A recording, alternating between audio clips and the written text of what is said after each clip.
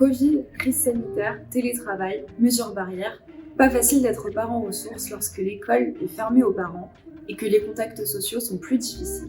Vous l'avez constaté, ces derniers temps, les échanges sont difficiles. Certaines écoles sont fermées aux parents et on peut vite être découragé de discuter avec l'établissement ou avec les autres parents. Pour vous aider à entrer en contact avec l'école de vos enfants et avec les autres parents, nous vous proposons 5 idées pour vous faire connaître, vous faire apprécier et jouer pleinement votre rôle de parent ressource. Avant de vous lancer dans des actions pour les autres parents, n'oubliez pas d'entrer en contact avec le directeur ou la directrice de l'école. C'est important. Ce contact a une vision globale sur l'école et sur les usages numériques des parents. Il saura vous aiguiller sur des idées d'action à mettre en place. Si jamais vous rencontrez des problèmes ou si vous avez besoin de conseils, n'hésitez surtout pas à appeler l'équipe des assembleurs à la rescousse, notamment via l'adresse parents.ressources@assembleur.co. On est là pour ça. Premier plan, distribuer un flyer de présentation aux autres parents à la sortie de l'école. Pour se faire connaître, il faut être identifiable. Profitez de la sortie des écoles pour vous présenter. C'est le meilleur moment pour rencontrer les autres parents en tant que parents ressources. Vous disposez d'un flyer avec vos coordonnées.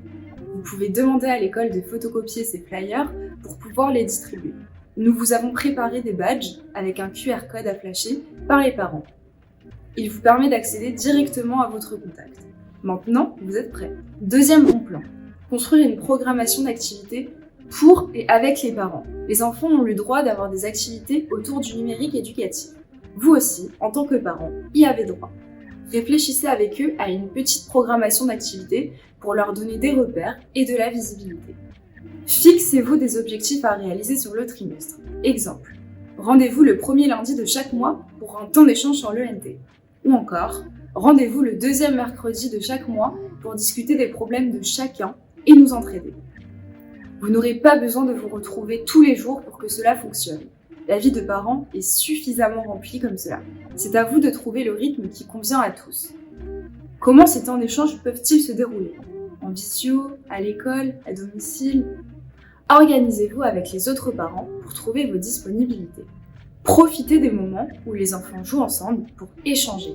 Troisième bon plan, se rapprocher d'un enseignant ou d'une enseignante pour imaginer ensemble des activités ou des sorties avec le numérique. Le numérique éducatif est quelque chose de très large. Il ne se limite pas aux écrans et il ouvre plein d'opportunités pour les enfants. Vous pouvez vous rapprocher du corps enseignant pour imaginer des activités et des sorties avec le numérique pour les enfants. Sortie à la Cité des Sciences, visite d'un laboratoire de fabrication numérique ou Fab Lab. Partage de ressources pédagogiques en ligne pour faire émerger avec l'enseignant ou l'enseignante de nouvelles pratiques éducatives, idées pour faire vivre l'ENT. Discutez-en avec eux pour voir ce qu'il est possible de faire pour les enfants. Quatrième bon plan, se rapprocher de la structure de médiation numérique qui s'occupe des ateliers e-parentalité. La plupart d'entre vous sont parents ressources dans une école qui bénéficie d'ateliers e-parentalité. Ces ateliers ont notamment pour objectif de former les parents en difficulté à l'ENT et à l'utilisation des tablettes. Ils sont une bonne occasion de s'investir pour les parents ressources. Co-construire la trame des ateliers, choisir les thèmes abordés avec la structure, pousser les parents en difficulté à s'y rendre. Ces structures sont preneuses de vos conseils et de votre aide pour faire de ces ateliers une réussite. Flashez ce QR code pour trouver la structure qui intervient dans votre école. Cinquième et dernier bon plan, organiser des réunions Tupperware autour du numérique éducatif pour s'entraider. Vous connaissez les réunions Tupperware ? Ça pourrait être des réunions conviviales avec apéritif que vous organisez chez un parent ou un parent ressource pour animer un atelier autour du numérique éducatif. Des galères avec l'ENT, des difficultés avec les tablettes school ou les iPads de l'école, c'est le moment parfait pour partager ses connaissances et s'entraider autour d'un café ou un thé pendant que les enfants jouent ensemble. En résumé, pour commencer, entrez en contact avec la directrice ou le directeur de l'école. Et maintenant, 1. Distribuez un flyer de présentation aux autres parents à la sortie de l'école. 2. Construisez une programmation d'activités pour et avec les parents. 3. Rapprochez-vous d'un enseignant ou d'une enseignante pour imaginer ensemble des activités ou des sorties avec le numérique éducatif. 4. Rapprochez-vous de la structure de médiation numérique qui s'occupe des ateliers e-parentalité. Et 5. Organisez des réunions Tupperware autour du numérique éducatif pour s'entraider.